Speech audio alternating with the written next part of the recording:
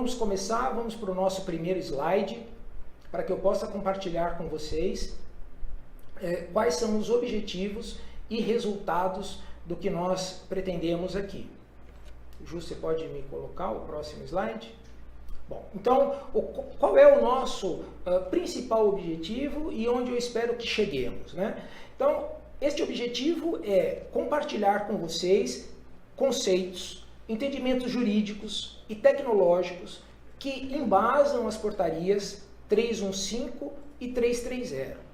O resultado, na minha expectativa, é que nós, tendo um conhecimento mais amplo neste tripé jurídico, operacional e tecnológico, nós possamos alcançar resultados extremamente satisfatórios, quais sejam, para que vocês não adotem práticas erradas e que juridicamente isso possa gerar prejuízos para vocês, seja na marca, um prejuízo institucional como prestação de serviço, na qualidade da prestação de serviço para os seus clientes, maiormente os alunos, evitando também problemas legais. Eu vou dar um exemplo que a gente vem conversando em outras apresentações, para que vocês não tenham o inconveniente e o transtorno de ter algum comprovante, um diploma, um certificado requisitado por um aluno e depois não tenham o documento com validade jurídica. Esse é um assunto que a gente vai abordar bastante, porque vocês adotaram agora, na linha de partida, um procedimento errado. No que diz respeito ao embasamento jurídico, o Dr. Ricardo Salvador, conhecido de muitas instituições de ensino, me autorizou a disponibilizar para vocês um parecer que ele elaborou. Esse parecer algumas instituições já têm, outras não. Quem tiver interesse, por favor, peçam pela plataforma do webinar, que a Rupert encaminhará para vocês este parecer do Dr. Ricardo Luiz Salvador, ok? Porque o foco ele é muito importante pelo viés jurídico, dado que a gente tem detectado que está acontecendo uma má interpretação dessas portarias, ok? Então vamos lá começar para o nosso slide. Eu queria começar dizendo para vocês como é o nosso marco legal.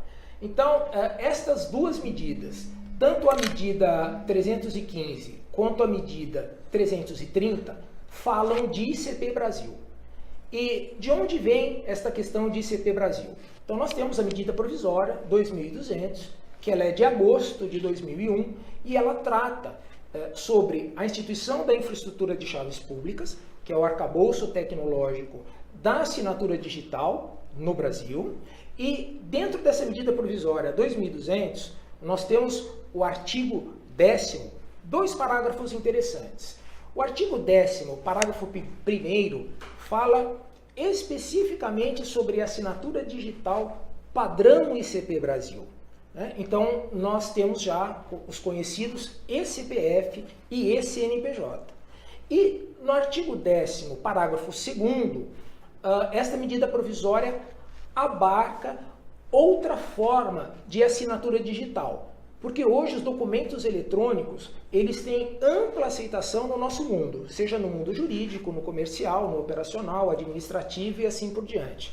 Haja vista a obrigatoriedade de SPED contábil, SPED fiscal, notas fiscais eletrônicas.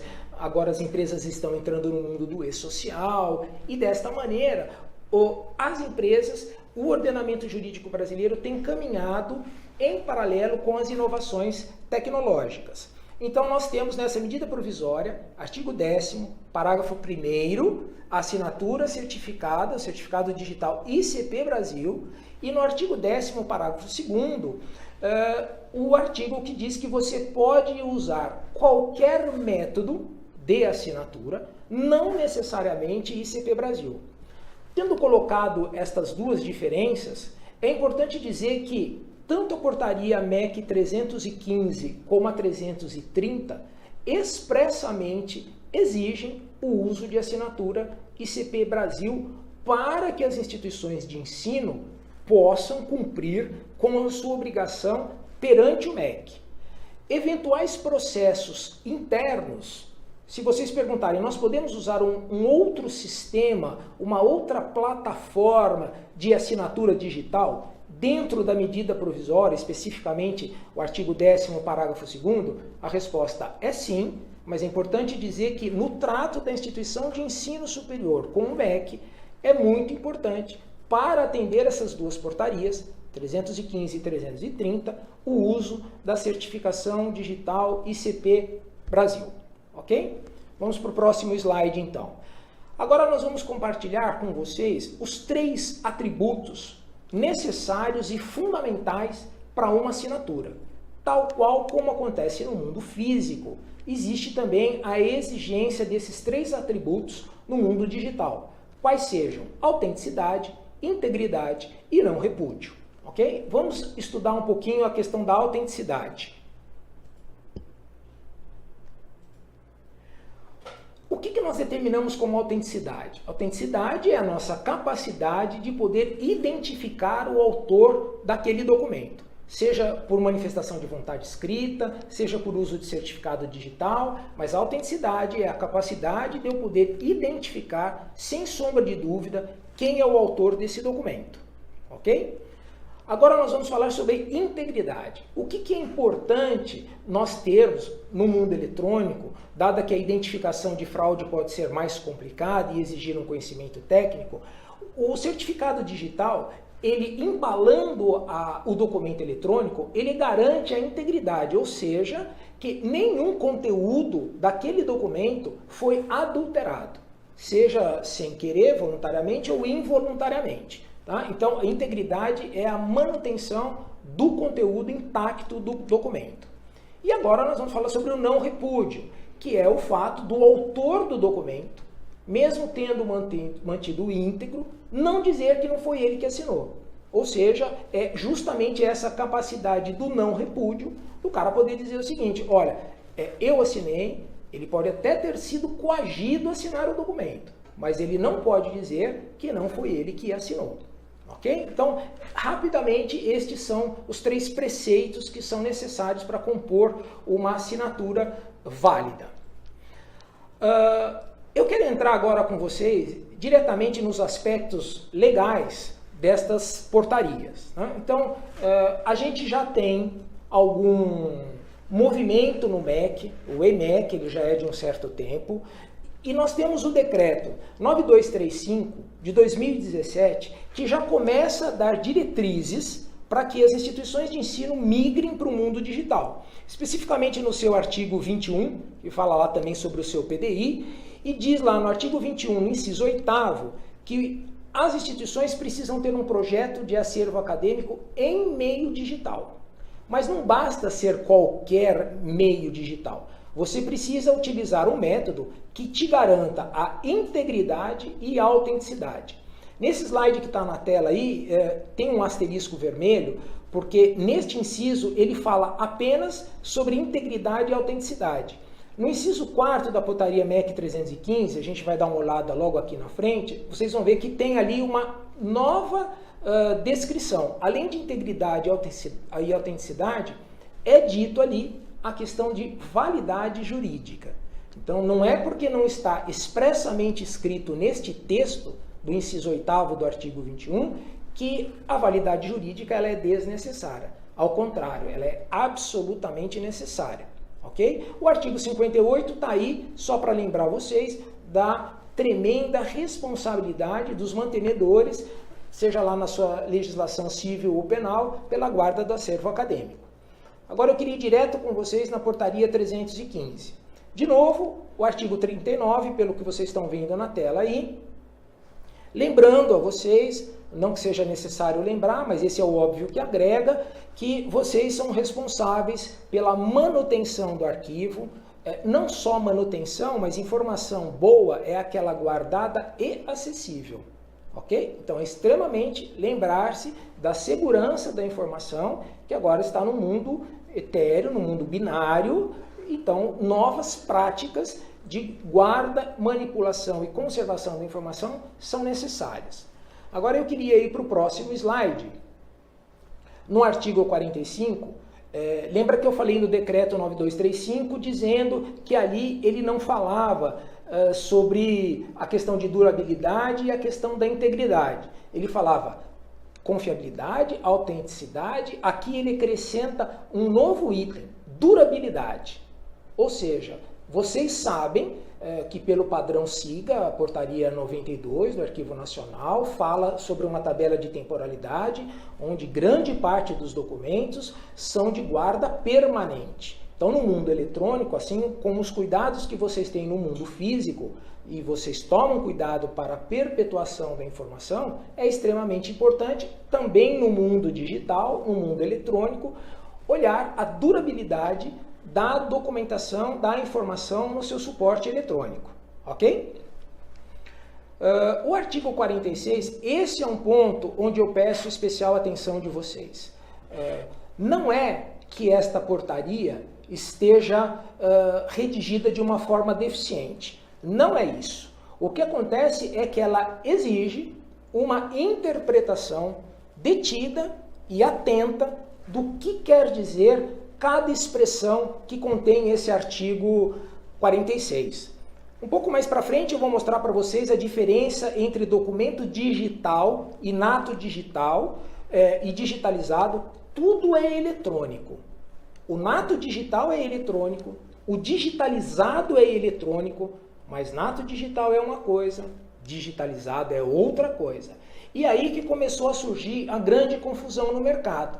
Inclusive por fornecedores de solução que têm induzido, e eu digo isso sem nenhum receio, estou aqui à disposição para sustentar o que estou falando, tem induzido alguns clientes a uma grande confusão conceitual e, consequentemente, a uma tremenda fragilidade jurídica, ok? Este parecer que eu comentei do Dr. Ricardo Luiz Salvador, que está à disposição de vocês, ele trata com a abordagem jurídica e a linguagem apropriada para embasar os meus argumentos, ok? Depois vocês podem ler com calma e eu vou continuar também à disposição por e-mail para poder responder os questionamentos. O grande texto da grande confusão que tem sido feita no mercado é quando se diz assim, olha, o acervo acadêmico oriundo da digitalização de documentos, esse é um mundo. Aí vem assim, ou dos documentos nato digitais. Veja, nós estamos sempre falando de documento eletrônico. Digitalização, documento digitalizado é eletrônico, nato digital é eletrônico, mas eles precisam receber tratamentos distintos. Se vocês forem no inciso 4º do artigo 46, diz ali assim, utilização de certificação digital, padrão ICP Brasil, conforme disciplinado em lei, e aí vem a expressão que eu acho extremamente relevante, que não consta nos artigos e no decreto anterior, é autenticidade, integridade e validade jurídica do acervo. Ora, o que eu quero dizer aqui é que você só pode usar ICP Brasil, assinatura digital, para os documentos nato digitais, aqueles documentos que já nascem no mundo computacional. Os documentos que vocês possuem a originalidade no suporte físico e depois mudam para o suporte eletrônico através de digitalização, o que vocês obterão é uma cópia eletrônica simples, sem valor legal. Não existe, e aqui eu peço a detida atenção de vocês, não existe a mais remota possibilidade de vocês usarem o certificado ICP Brasil para assinar as imagens digitalizadas. Isso não tem valor no nosso ordenamento jurídico se você, um CNPJ particular, ou mesmo que público, assine a sua própria documentação, principalmente se for por um fornecedor terceirizado de prestação de serviço. Então, reforço, não há validade legal. Se vocês pegarem um documento digitalizado, cuja matriz seja no mundo físico, no papel, a originalidade e a autenticidade desse documento está no mundo físico, vocês não podem usar o certificado ICP Brasil para dar valor a este documento, ok? vamos evoluir um pouquinho mais. A portaria do MEC 330, esta sim fala exclusivamente sobre documento nato digital. Tanto que no seu artigo 1º, ela já diz que fica instituído o diploma digital. Não é pegar a digitalização de um documento existente no mundo físico e transformá-lo para o mundo eletrônico. Aqui, a aplicação do certificado ICP Brasil, como diz no artigo 2º, ela é fundamental e ela sim gera presunção de autenticidade, integridade, confiabilidade, rastreabilidade e validade jurídica, conforme vocês podem notar no artigo 2º, mas, de novo, esses documentos precisam nascer no mundo digital. Não é para documento digitalizado. Então, a grande questão foi, na portaria 315, no artigo 46, vocês podem notar no slide anterior, ele fala ali especificamente sobre duas naturezas diferentes de constituição do documento. Um é o digitalizado, não pode usar ICP Brasil. O outro é o nato digital, deve usar ICP Brasil.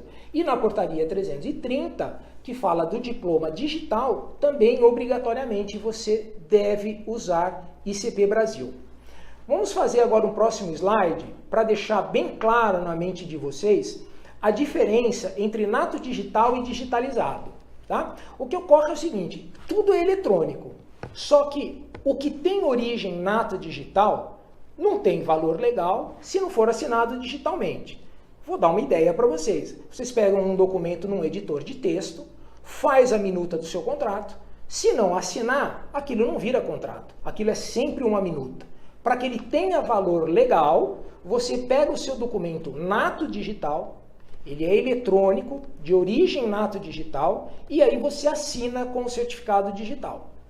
No caso específico das portarias 315 e 330, precisa ser ICP Brasil. Se não for nesse contexto, nós podemos adotar um outro tipo de assinatura, conforme está previsto no artigo 10º, parágrafo 2º da medida provisória 2200.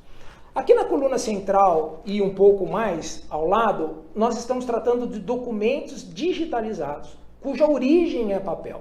Ou seja, o valor de autêntico e o valor de original se dá no suporte físico. E aí, no box de baixo, eu coloco assim para vocês. Não tem valor se for assinado digitalmente. Olhando aqui, para mim está saindo à direita, veja, eu fiz 3 observações importantes. A imagem não tem valor legal se somente for digitalizado.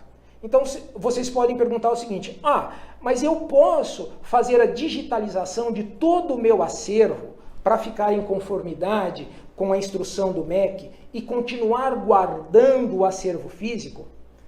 Por certo que pode. E quem não quiser fazer o que eu vou explorar logo mais, que é a digitalização com valor legal, prestem bem atenção. Vocês precisam continuar guardando o documento físico. Não é possível, como infelizmente algumas instituições já fizeram, digitalizar o documento, assinar com o certificado de ICP Brasil a imagem gerada, porque ela continua sem ter valor de original. Ela garante a autenticidade, garante a integridade, mas não garante a validade jurídica. Não existe, vejam o último box que está aqui à direita de vocês, eu escrevi em vermelho bem grande para deixar bem claro que não existe imagem autenticada por particular usando certificado digital. Nem o próprio mantenedor da instituição e nem um prestador de serviço. Então, como é que vocês podem fazer para acabar com o mundo físico com valor de original? Ora, esse ensinamento já está previsto na Lei 6.015 de 1973. É usando a figura do oficial de registro de títulos e documentos, que pode fazer o que nós chamamos de trasladação. Trasladação nada mais é do que a digitalização num ambiente cartorial com fé pública. Se vocês contratarem uma solução que forneça o que nós chamamos de digitalização registrada ou de digitalização com valor legal, quem dará a validade jurídica integridade e autenticidade nesta via eletrônica, veja bem, eu estou chamando de via eletrônica, porque o cartório de registro de títulos e documentos, ele pode transformar o seu original físico numa via eletrônica. Então, é possível sim. E aí vem esse slide que está com vocês. Qual que são, na lista de desafios, eu destaco 2. Né? A eliminação da geração de papel, porque de um determinado momento, na linha do tempo, vocês terão que parar de gerar papel. Haja vista os ditames da portaria 330. Ora, vamos gerar diplomas já no mundo nato digital. E aí vem a questão, e como fica o meu legado? De novo, as 2 saídas se você tem a obrigatoriedade de migrar para o mundo eletrônico. Ou você digitaliza de maneira simples, a própria instituição de ensino ou um prestador de serviço, digitaliza esses documentos, mas continua guardando os físicos, porque o valor legal está no documento original, ou vocês trasladam, ou seja, usam a metodologia da digitalização registrada de documentos, com o valor legal. Ok? Depois os itens fica aí para a reflexão de vocês. Eu queria dar um exemplo agora, porque estou estourando o meu tempo e gostaria de abrir espaço para perguntas. No próximo slide, eu vou mostrar para vocês um exemplo de tela, um exemplo de um software. Tá? Pode ser qualquer software de gestão eletrônica de documentos, talvez vocês já tenham o software, ou se não tiver, nós vamos poder encaminhar alguma solução para vocês, nossa sugestão, mas é importante dizer que nessa primeira parte, na estruturação dos índices, é importante nós seguirmos as diretrizes do Sistema de Gestão de Documentos de Arquivo, SIGA, conforme está descrito na Portaria 92 de 2001. Tá? E aí na tela tem um exemplo de uma árvore estruturada de índices para que depois vocês possam colocar e alimentar cada índice desse com seus respectivos documentos.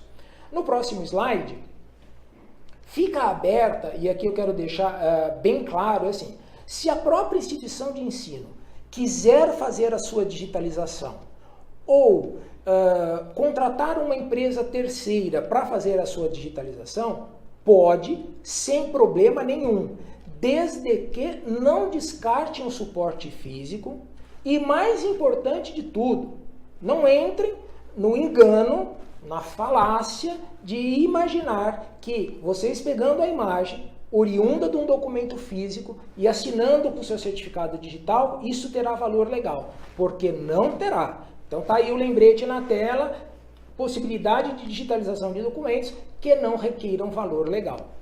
O próximo slide é importante, é só para lembrar para vocês que seja lá o software de gerenciamento eletrônico de documentos que vocês forem adotar, ele precisa conviver com a assinatura digital nos 2 mundos, do nato digital e do digitalizado. Este é um exemplo de assinatura digital num documento nato digital. Então vocês podem ver à esquerda da tela de vocês que aparecem ali as propriedades das assinaturas. Então o seu sistema de GED precisa permitir que você não só faça a assinatura, como você também veja a assinatura de outros que participaram desse documento. Ok? E no próximo slide, já chegando ao final, eu coloco para vocês um modelo, uma imagem de documento original, essa imagem registrada em cartório de registro de títulos e documentos, e essa imagem que vai aparecer no seu software de GED, ela, embora tenha passado pelo processo de escaneamento, embora ela tenha passado pelo processo de digitalização, na verdade, ela é uma imagem trasladada, é uma imagem que sofreu digitalização por cartório de registro de títulos e documentos. Então é extremamente importante vocês terem um processo de consultoria, e num dos artigos fala de vocês terem um comitê próprio, para antes de começarem o trabalho, entenderem, e este é um momento importante e propício para isso, quais são os documentos que estão arquivados, que não há menor necessidade de tê-los lá, vocês poderiam se livrar dele, que é a fase que nós chamamos de triagem. Então já aproveitem para descartar o lixo. Depois, elencar quais são os documentos que precisam de valor legal, que vocês podem fazer a digitalização registrada, digitalização com valor legal, e se livrar do suporte físico, ou se quiser fazer a digitalização simples, manter esta menor quantidade de documentos que vocês têm que guardar com valor de original e, no maior volume, escolher quais são os documentos que podem ser submetidos à digitalização simples e assim vocês guardam esses documentos só no mundo eletrônico e pode se livrar do suporte físico, haja vista que a necessidade de comprovação de autenticidade e validade jurídica não é requerida, ok? Dessa forma, o próximo slide, só para mostrar para vocês como é importante termos um software de GED, onde você possa constar as assinaturas, quem fez o que o documento está devidamente assinado com a assinatura ICP Brasil, ele está autêntico, íntegro e com validade jurídica. E finalizando, eu quero colocar no próximo slide, mostrar para vocês qual que é o e-mail que fica à disposição de vocês para encaminharem as suas perguntas. Aí existe um telefone, esse telefone é direto da Paula, da Roper, quem preferir pode ligar para ela, podemos agendar um papo, podemos fazer uma outra conferência, eu vou me propor a responder a informação, as perguntas de vocês agora e depois eu me comprometo a responder também por e-mail. Peço sinceras desculpas por ter acelerado um conteúdo tão importante, um conteúdo tão impactante e relevante, mas como nós temos o compromisso da hora e temos apenas 60 minutos de abertura nesse canal, eu consegui, me parece que bem, cumprir o meu horário e deixar a abertura de vocês para perguntas, ok? Vamos começar lá, eu já vi uns meu Deus, ai meu Deus, o que eu faço agora? Bom, é assim, primeiro vamos respirar, vamos entender, quem já fez, nós já sabíamos que tinha esse tipo de coisa, mas para tudo tem uma solução, tá? Vamos lá, eu quero responder uma pergunta aqui da Alessandra Canha. Ela perguntou: boa tarde, após digitalizar o meu legado, os documentos de guarda permanente podem ser descartados? Então, Alessandra, essa sua dúvida é de praticamente todos, tá? É assim, se vocês quiserem descartar os seus documentos físicos, vocês precisam usar a digitalização com valor legal para aquele segmento de documentos que vocês precisam e precisarão no futuro comprovar validade jurídica. Eu quero ressaltar que vocês certamente têm uma gama muito grande de documentos que vocês não precisam de valor legal. Ou seja, uma digitalização simples atende. Então, se uma digitalização simples atende, não há razão para você ficar guardando o documento físico. E se você quiser ter uma empresa 100% digital, 100% eletrônica, você pode descartar o seu documento físico, desde que você tenha tomado a cautela de fazer uma digitalização com valor legal. Ok? Alessandra, espero ter respondido a sua pergunta e de tantos outros, tá? Aí vem aqui se esse vídeo vai ficar disponível. O vídeo sim ficará disponível. Existe uma pergunta aqui do João Ucan. O João pergunta se a microfilmagem possui valor legal. Sim, a microfilmagem possui valor legal. Importante dizer, aliás, ela já possui valor legal desde 1968, da Lei 5433. Ocorre que a microfilmagem, tal como se apresenta, ela ainda é um meio analógico, porque nós não estamos falando de microfilmagem eletrônica. Então é importante dizer, inclusive o MEC, quando determina as suas portarias, ele menciona expressamente, João, a questão da ICP Brasil, que você não aplica na microfilmagem, ok? Espero poder ter respondido a contento também a sua pergunta. Aí vem escrito a pergunta da Keina. A Keina pergunta o seguinte: no caso de TCC, após incluído no sistema, com quanto tempo posso descartar o suporte? Olha, de novo, a tabela de temporalidade prescrita no SIGA existe uma guarda permanente, uma determinação de guarda permanente para uma série de documentos. Então, se você optar por digitalização simples, você não pode descartar o suporte físico se você tiver em algum momento necessidade de comprovação de validade jurídica, ok? E aí eu agradeço as manifestações de parabéns, entendo a relevância das perguntas. Aí, de novo, vem a Renata Portela, pergunta por quanto tempo devemos guardar as provas semestrais. Renata, você precisa só consultar a tabela do SIGA, a portaria 92 do Arquivo Nacional do Ministério de Justiça, e você verá lá a temporalidade. Pessoal, eu estou vendo assim, existe uma relação gigantesca de questões, tá? Peço desculpas se eu estiver acelerando nas respostas. Se alguém não se sentir satisfeito, pode reperguntar, que ela aparece na tela aqui para mim. Eu vou tentar atender a todos, tá? Aí vem uma pergunta do R. Galão, eu imagino, perguntando se nos casos dos TCCs que são entregues em duas vias, digital e física. Olha, o MEC vem empurrando as instituições de ensino para que vocês migrem para o mundo eletrônico, tá? Seja do digitalizado ou do nato digital.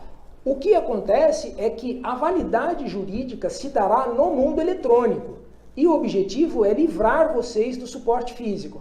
Se vocês estão achando que são a primeira classe a ter essa penalização, lembrem-se das empresas que tiveram que emitir notas fiscais eletrônicas, e esse processo começou em 2006. As pessoas se sentiram completamente desorientadas, desamparadas, mas hoje você fala de nota fiscal e não fala mais que ela é eletrônica, porque é quase um pleonasmo vicioso você comentar de nota fiscal eletrônica. As notas fiscais hoje são naturalmente eletrônicas em 99% das vezes, então daqui a pouco a gente está falando sobre uma via que naturalmente ela é eletrônica, tá? A Daniele Nascimento, ela pergunta como escolher um sistema de GED para a instituição de ensino superior. Daniele, essa é uma pergunta extremamente relevante e que deve ser analisada agora no planejamento de migração do mundo físico para o eletrônico. O sistema de GED de vocês, hoje, a verdade é que os sistemas de GED existentes no mercado, eles têm um nível básico de funcionalidade muito semelhante, tá? Então, é difícil você encontrar um GED que não te atenda no mínimo necessário. Agora, não é um GED mínimo necessário que você quer. Você precisa que ele permita que você faça a sua assinatura ICP Brasil no software de GED, e permita que você também leia documentos assinados, que você consiga identificar quem assinou o documento, se a assinatura está íntegra, se ela não foi corrompida, se ela está válida, se ela não foi revogada. Ou seja, você precisa olhar tanto no momento enquanto você gera o documento e transmite e o gerencia, como também nos documentos que você receberá. Então, eu aconselho fortemente que todo GED que vocês escolham tenham as funcionalidades de permitir com que você assine o documento e que você veja e valide as assinaturas recebidas pelos documentos, tá? Aí a Sandra me pergunta assim: como se dará a passagem da imagem trasladada pelo cartório à IES? Será por pendrive ou outra mídia?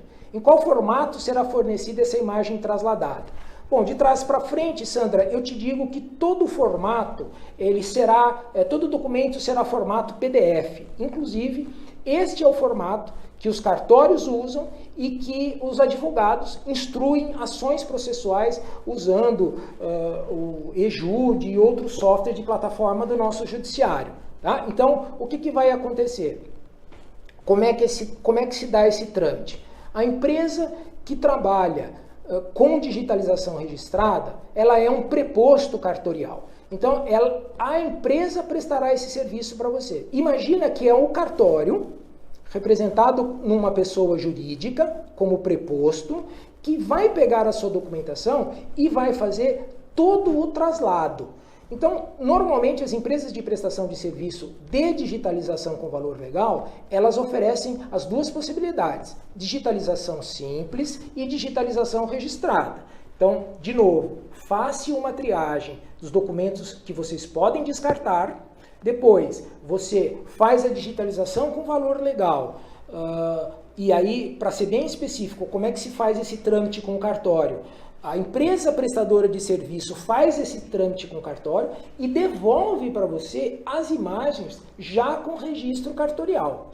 Ou seja, na verdade, a instituição de ensino não precisa ter um relacionamento direto com o cartório. Quem faz isso é o prestador de serviço. Tá? Aí a Maria Letícia faz uma pergunta interessante. Para digitalizar um documento, eu preciso necessariamente da autorização do autor ou registro legal já é suficiente? Maria Letícia, você não precisa da autorização do autor do documento. Sabe por quê? Imagina assim, ó, o aluno faz um documento com vocês, um contrato de prestação de serviço. Você já é o proprietário do documento. Mesmo que conste ali várias assinaturas, o documento é seu, é de propriedade da sua... Quem perguntou isso foi a Letícia. Depois o Paulo tem outra pergunta interessante aqui. Mas, de novo, Letícia, você não precisa da autorização do autor. O documento é seu e você faz, assim como você não precisa da autorização do autor para guardar o documento. Ok? Aí, o Paulo Abdul faz a seguinte pergunta. Não existe uma lei que permite à instituição autenticar uma cópia baseada na apresentação do original? Paulo, aqui tem um conceito jurídico interessante.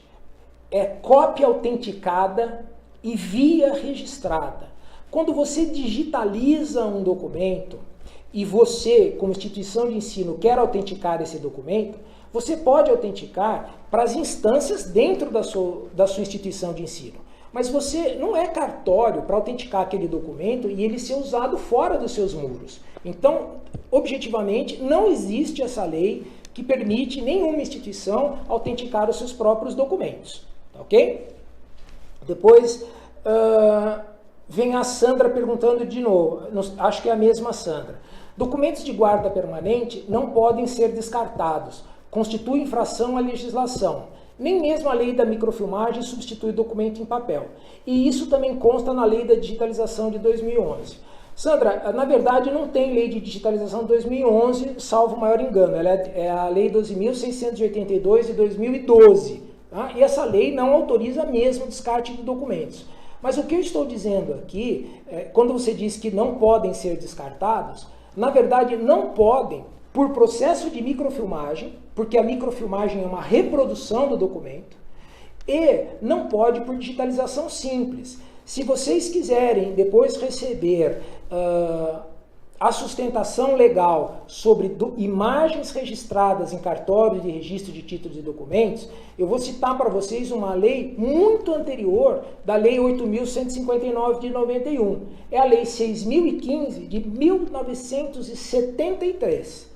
Esta lei trata, também é conhecida como Lei de Registro de Títulos e Documentos.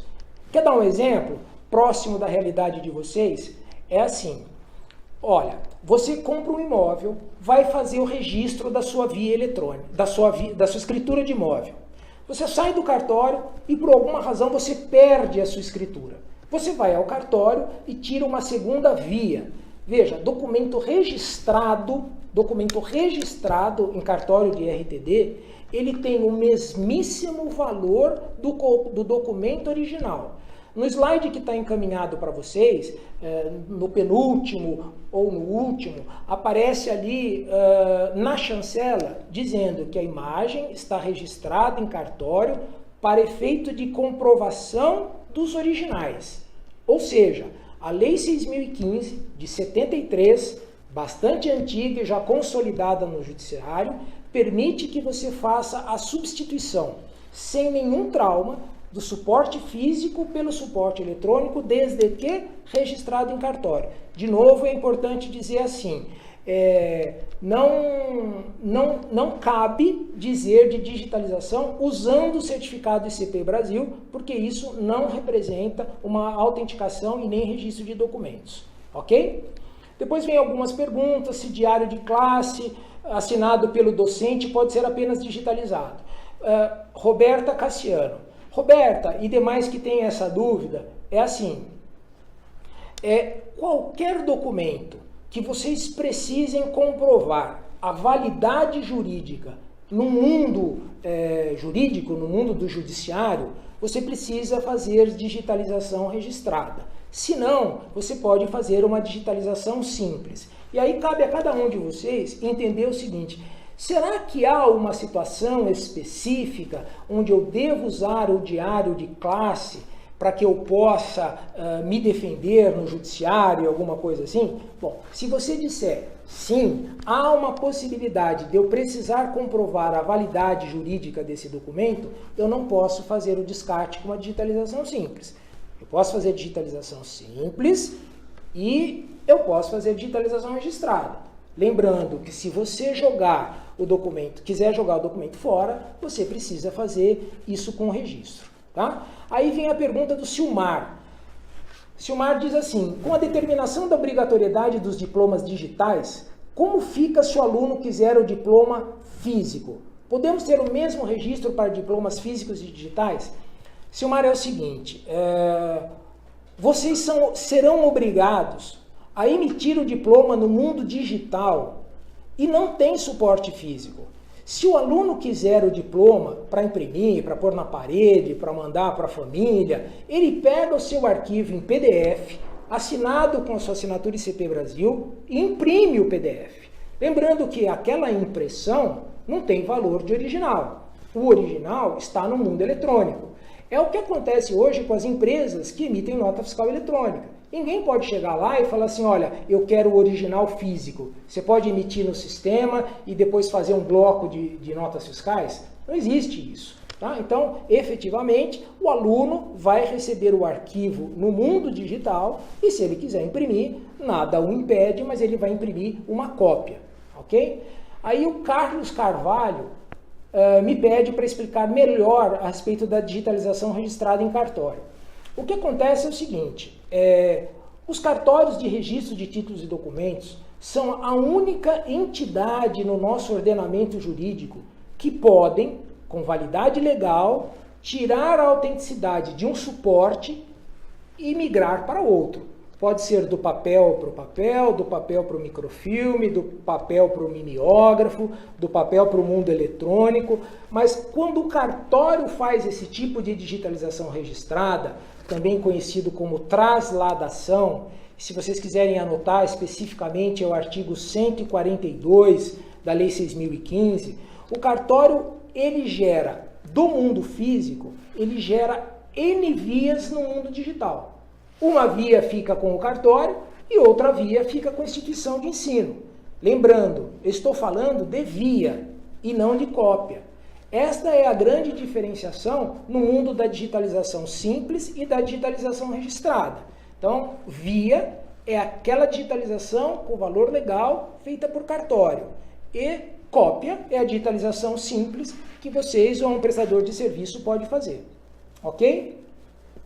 Aí vem uma pergunta interessante. Alexandre, devo primeiro cuidar do acervo físico e depois contratar o sistema? Essa é uma pergunta estratégica, porque é o momento de vocês conhecerem e entenderem a situação arquivística de vocês. A nossa experiência mostra o seguinte: vocês guardam documentos desnecessariamente. Então, este é o momento de vocês fazerem um tratamento no arquivo de vocês. Pode ser durante o processo de conversão, ou pode ser antes, mas que vocês sigam passos estruturados para migrar do mundo físico para o mundo eletrônico, para que vocês não levem lixo. Ok? Para que vocês não levem lixo. Porque o lixo físico vai se transformar no mundo eletrônico. E esse é o momento de se livrar do lixo. Sabe o tal do desapega? Então, é isso que a gente sugere. Você primeiro entende o seu arquivo, descarta o que não precisa, separa do que precisa de digitalização simples, daquilo que merece digitalização registrada e faça o necessário, mas faça certo. Tá? Faça certo. E o que a gente tem visto pelo monte de ai meu Deus e pau que está aparecendo é que efetivamente a gente já começou a fazer da maneira errada. Tá? Vamos ver o seguinte. Outra pergunta que não seja muito repetida. Pela sua experiência, é possível cumprir esse prazo, considerando que a AES, com mais de 50 anos de existência e o legado ainda sem triagem? Olha, o resultado, isso perguntou foi a Alessandra. Alessandra, o resultado do cumprimento do prazo depende da quantidade de força que você vai colocar na força-tarefa para poder fazer isso. Tá? Então, se você tiver, como você disse, instituição com meio século de existência e nem fez triagem ainda no seu legado, é bom começar. Se você me perguntar se esse prazo vai ser postergado, eu não posso dizer para você. Eu sei que do E-Social foi postergado, do SPED contábil, nota fiscal foi postergado, mas nada e nem ninguém pode garantir que esse prazo será dilatado. Então eu acho que é prudente vocês fazerem uma força-tarefa tentando cumprir os prazos dos 24 meses, e se não der tempo, fica faltando uma menor parte, né? A Luciana pergunta, na portaria 330, quando se fala em diploma digital, as faculdades isoladas que não registram seus diplomas necessitam se adaptar apenas para a emissão dos históricos, atendendo ao padrão ICP Brasil? Luciana, aí você vai ter que entrar num consenso com a entidade que, de fato, ela vai registrar esses diplomas. Então, eu entendo, e no lugar dessa entidade eu faria isso, eu pediria da minha faculdade isolada que me mandassem os documentos já dentro do padrão da portaria 330, já com assinatura digital, para que na eventualidade de eu sobrepor a minha assinatura, eu tenha uma cadeia hierárquica de valor legal, ou seja, eu garanto a integridade, a autenticidade e a validade legal desde o primeiro emissor. Nem que eu seja a última instância por onde esse documento vai passar e a assinatura mais importante seja a minha. Mas eu certamente exigiria que o início da cadeia que me antecede seguisse esses procedimentos tal qual expresso nas duas portarias. Tá? Aí vem o seguinte, para os documentos pessoais do aluno, quem pergunta é a Fernanda Navarro. Para os documentos pessoais do aluno, podemos usar a certificação digital apenas para o contrato de prestação de serviço e requerimento de matrícula e os documentos pessoais apenas digitalizados? Ora, essa pergunta da Fernanda também é interessante.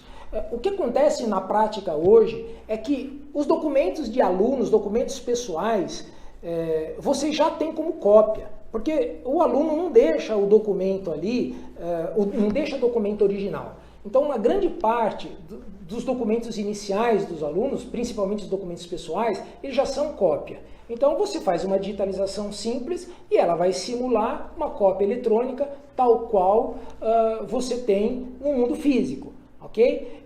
E depois os contratos entre partes, onde o MEC expressamente não diz que você tem que usar o certificado ICP Brasil, é altamente aconselhável que você entenda a medida provisória 2200, artigo 10º, parágrafo 2º, até porque a gigantesca maioria dos jovens não tem ainda o seu eCPF. Tá? Enquanto isso não for um programa de governo, onde todo cidadão tem o seu certificado digital ou um documento de identificação civil que tenha validade legal, você pode se proteger criando outras estratégias de assinatura, até porque o nosso Código Civil, no seu artigo 107, ele diz assim, qualquer manifestação de vontade entre as partes tem valor legal, exceto se a lei não proibir ou se a lei determinar que seja de uma forma específica.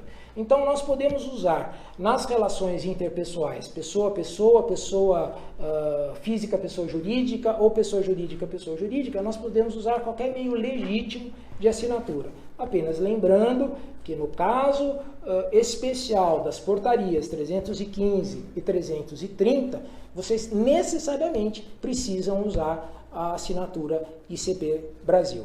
Ok? Aí vem a Ivani Delamare pergunta, ou escreve, 131.1, provas, exames e trabalhos devem ser devolvidos ao aluno após o registro das notas.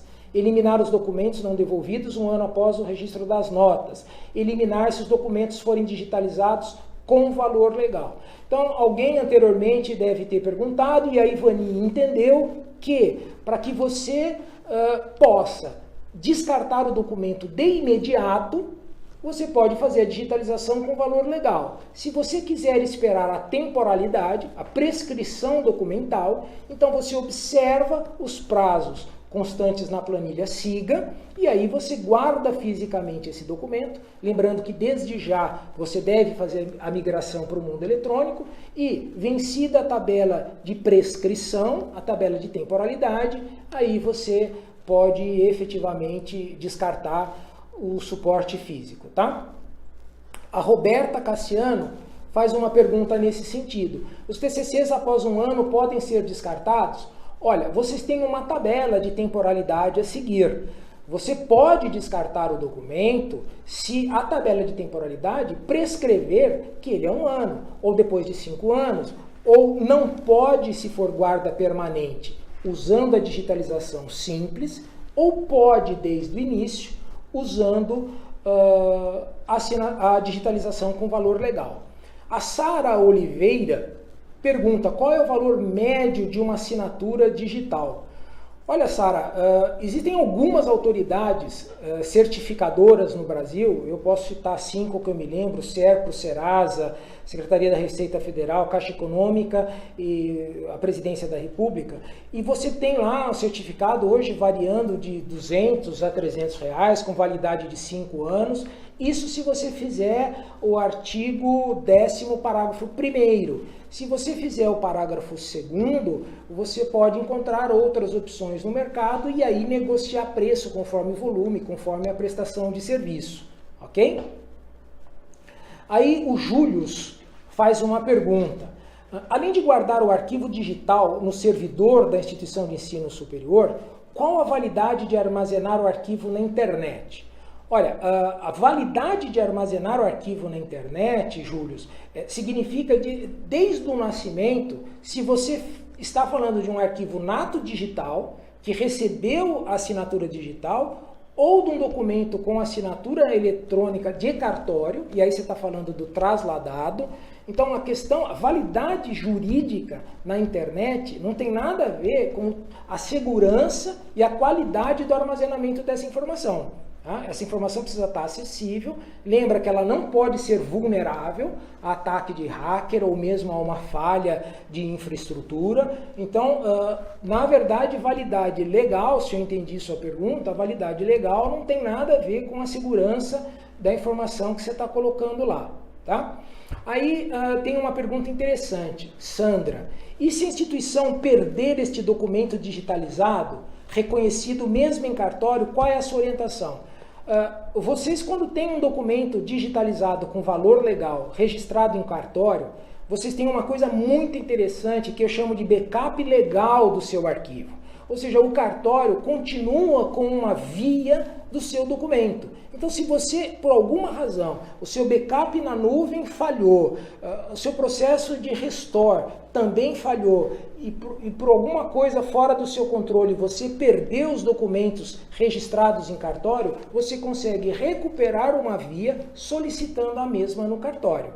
Ok? Pessoal, nós estamos chegando, infelizmente, assim, ó, não temos mais, temos 104 questões ainda na fila e efetivamente nosso tempo de 2 minutos não será suficiente, tá? Eu me comprometo então, eu vou receber todas essas perguntas que estão aqui, vou responder para todos, só vou ver aqui com a Roper qual é a melhor forma de fazer isso.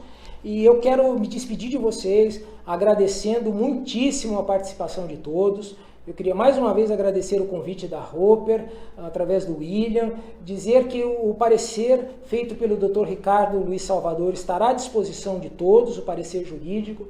Fica aí o e-mail para que vocês possam fazer os contatos, dúvidas, comentários, sugestões e também o telefone onde vocês podem falar com a Paula. Ok? Mais uma vez, muito obrigado a todos e até uma próxima oportunidade que eu espero que seja breve.